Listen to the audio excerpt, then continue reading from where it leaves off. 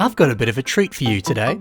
We're going to take a look at a few official LEGO prototype Bionicle masks. These pieces are incredibly pretty, and it's awesome to see what could have been with these lovely LEGO pieces. We're also going to be taking a look at a few mocks that use the official versions of these LEGO prototype pieces, and we'll imagine what they could look like if they did have these prototype masks.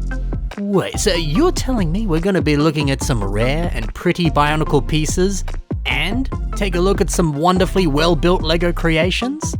Sounds like a good time to me, let's go. So from my understanding, the prototype pieces that we're looking at today, they came from an old BZ Forums member called Binkmeister. They had this massive bag full of these prototype pieces, and from my understanding they got it directly from LEGO themselves. Binkmeister then handed this bag over to BZ Forums admin Black6, otherwise known as Andrew, and all of this happened back in like 2009.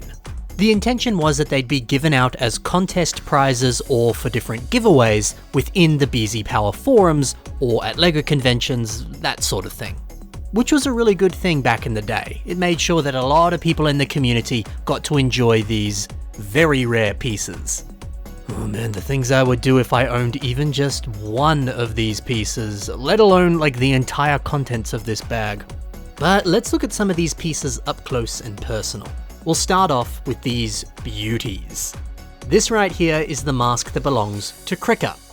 Officially, the mask was released in a milky white color, but it had some red marbled into it. Yeah, the almost ghostly appearance of this was very haunting. It also kind of looked like bones covered with blood. But these are cooler. The mask up top looks like ebony black bones with blood running through them. The one below, it's a bit more of a darker silver with hints of black speckled through it. These frickin' rock. If you owned something like this, or maybe you decided to paint one to look a little bit similar, or you just want to make your own, I would love to see them used on a revamp of Krika, one that looks pretty similar to Inspiration to Creations mock. Can you imagine something like this, but instead of a few highlights of black around the body, all of the mock is black, and then you got little bits of dark red poking through. Oh dude, it gives off vibes of like a Wither skeleton or the Wither itself from Minecraft. Something about that would be so haunting and so terrifying. Man, see, that's the power of a good recolored LEGO mask. If only LEGO had released more masks in different colors, like they used to. It's a shame we didn't get that in later waves. Now, as for this darker silver variant, I'd love to see it used on a mock that's similar to Dukas Mock's mock. Currently, I get the sense that the intention behind this is that they're wearing full body armor, and the mask up top is what their normal body looks like underneath the armor. But that being said, a silver version of this mask would actually marry up with the color scheme quite well. And it could look like they're wearing some kind of funky helmet if it was silver. It'd be interesting to see what this looks like with that prototype. Alright, what's next? Oh yeah, these three bad boys. Tarox's mask with different levels of gold detailing. One's got a stripe down the middle, one's got gold marbled through it, and another one has way more gold. And instead of it being dark blue, it's more of a translight blue or perhaps an azure color.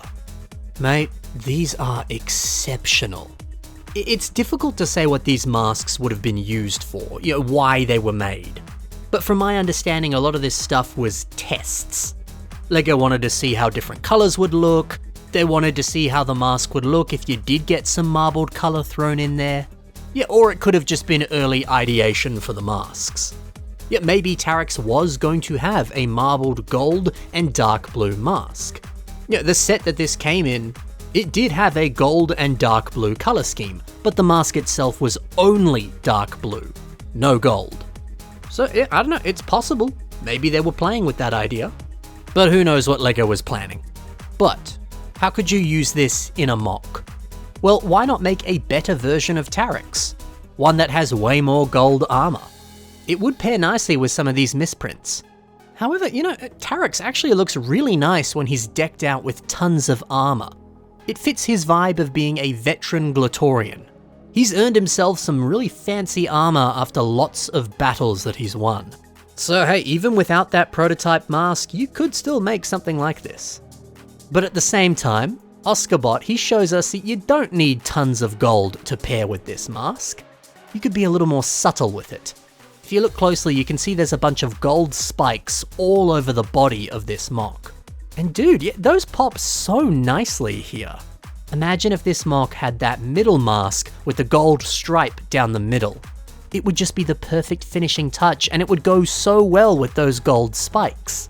Man, the things you can do with rare prototype masks. I'm jealous. I wish I had one of these.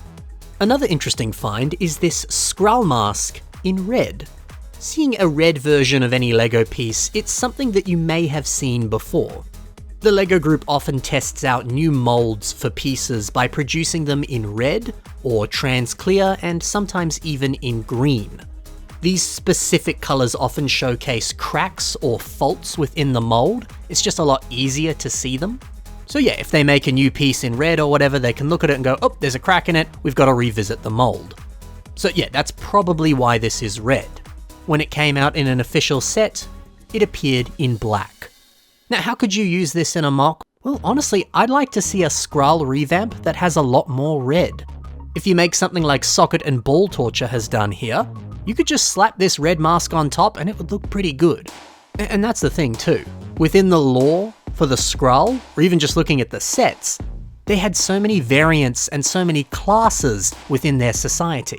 So having one with a red mask and way more red on the body, yeah, it just sort of slots in nicely with the story and the vibe of these characters. But if you're like, yeah, I don't want to build a Skrull, that's okay. Do what Brickens has done here and use this mask for an arm design. The large jutting spike at the very top here of this mask, the way it flares out of the arm, it's so dynamic.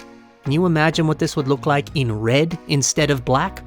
The entire mock in red. Oh, I'd love to see that. Hey, let's continue with the Glatorian masks. We also see Malum's mask, but this one is purely in a light shade of trans orange. Crazy. Now, looking at the final version of this mask, it of course came in the set Malum. If you look at the back, you can see that this mask is a nice trans orange color. So yeah, I guess this prototype had no dark red marbled into it, it's just purely orange. It's kinda cool. Yeah, it looks like it's made of pure fire.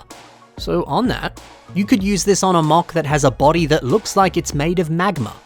Kevin H expertly uses some trans orange boulder pieces to make it look like Tahu has shaped his body with magma.